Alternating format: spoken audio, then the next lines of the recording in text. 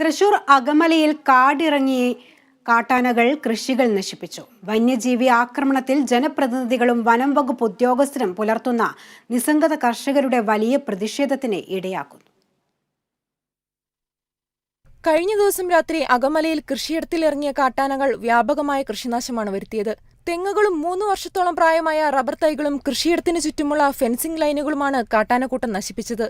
രാത്രികാലങ്ങളിൽ വന്യമൃഗങ്ങളെ പേടിച്ച് പുറത്തിറങ്ങുവാൻ പോലും ഭയക്കുകയാണ് പ്രദേശവാസികൾ.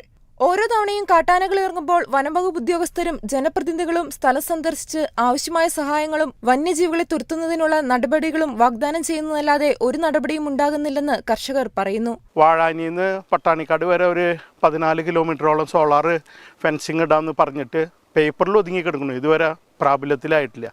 എല്ലാം കണ്ടമാനം നശിപ്പിച്ചിട്ട് ലക്ഷങ്ങളോളം ചിലവാക്കിയിട്ട് കൃഷി ഉണ്ടാക്കിയിട്ട് ഉപകാരം കിട്ടാത്തൊരു സ്ഥിതിയിലേക്കാണ് വരുന്നത്. എങ്ങനെയാണ് കർഷകർ ജീവിക്കുക? ഈ വന്യമൃഗങ്ങളെ കൊണ്ട് ഒരു ഭാഗത്ത് പന്നി, മയില്, മാൻ എല്ലാവിധ ശല്യങ്ങളും ഉണ്ട്. പ്രതികൂല കാലാവസ്ഥയോടും വന്യജീവികളോടും പൊരുതി ലക്ഷങ്ങൾ ചെലവഴിച്ച് നട്ടുവളർത്തിയ കാർഷിക വിളകൾ ഒറ്റ രാത്രി കൊണ്ട് കാട്ടാനകൾ നശിപ്പിക്കുമ്പോൾ നിസ്സഹായതയോടെ നോക്കി നിൽക്കാനേ കർഷകർക്കാകുന്നുള്ളൂ. വന്യജീവി ആക്രമണം തടയാൻ വനംവകുപ്പ് ഉദ്യോഗസ്ഥർ അടിയന്തര നടപടി സ്വീകരിക്കണമെന്നാണ് കർഷകരുടെ ആവശ്യം. Kerala vision news, Thrissur. കാട്ടാന ഭീതിയിൽ പുറത്തിറങ്ങാനാകാതെ കഴിയുകയാണ് ഇടുക്കി ഉപ്പുതറയിലെ കർഷകർ. രാത്രിയെന്നോ പകലെന്നോ ഭേദമില്ലാതെയാണ് കാട്ടാനകൾ ജനവാസ മേഖലയിൽ തമ്പടിക്കുന്നത്. ഫെൻസിംഗ് അടക്കമുള്ള സംവിധാനങ്ങൾ ഒരുക്കുമെന്ന പ്രഖ്യാപനം വാഗ്ദാനങ്ങളിൽ മാത്രം ഒതുങ്ങിയതായി കർഷകർ പറയുന്നു. ഉപ്പുതറ ഗ്രാമപഞ്ചായത്തിലെ 7-4 വാർഡുകളിൽ ഉൾപ്പെട്ട മക്കപതാൽ, കൂപ്പുപാറ മേഖലകളിലാണ് കാട്ടാനശല്യം രൂക്ഷമായിരിക്കുന്നത്.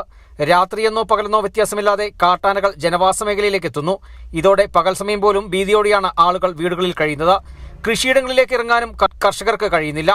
കഴിഞ്ഞ ഒരാഴ്ചയായി കാട്ടാനകൾ ജനവാസ മേഖലയിൽ സ്ഥിരമായി തമ്പടിക്കുകയാണ്. വനം വകുപ്പ് അധികൃതരെ വിവരമറിയിച്ചിട്ടും സ്ഥലം സന്ദർശിക്കാൻ പോലും ഉദ്യോഗസ്ഥർ തയ്യാറായില്ല.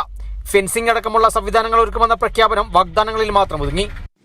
ഇവിടെ ഒരാഴ്ചയായിട്ട് സ്ഥിരം ആനശല്യമാണ്. രാവും പകലും ഇല്ലുന്നില്ല. 1:30 മണി പകല് 1:30 മണിക്കും രാത്രിയും വെളുക്കോളം ഇവിടെ ആനയുടെ ശല്യം കാരണം ഞങ്ങൾക്ക് കടന്നുറങ്ങാൻ പോലും മേലാത്ത അവസ്ഥയായി. ഒരാഴ്ചയായി ഞങ്ങൾ ഉറങ്ങിയിട്ട്.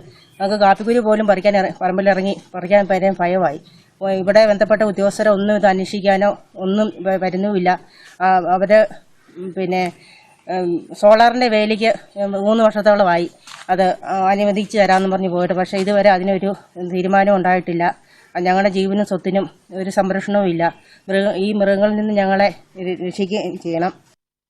കഴിഞ്ഞ ദിവസം കൃഷിയിടത്തിലെത്തിയ രാജേഷ് എന്ന കർഷകനെ കാട്ടാന ആക്രമിച്ചു. ഇയാൾ ഓടി രക്ഷപ്പെടുകയായിരുന്നു.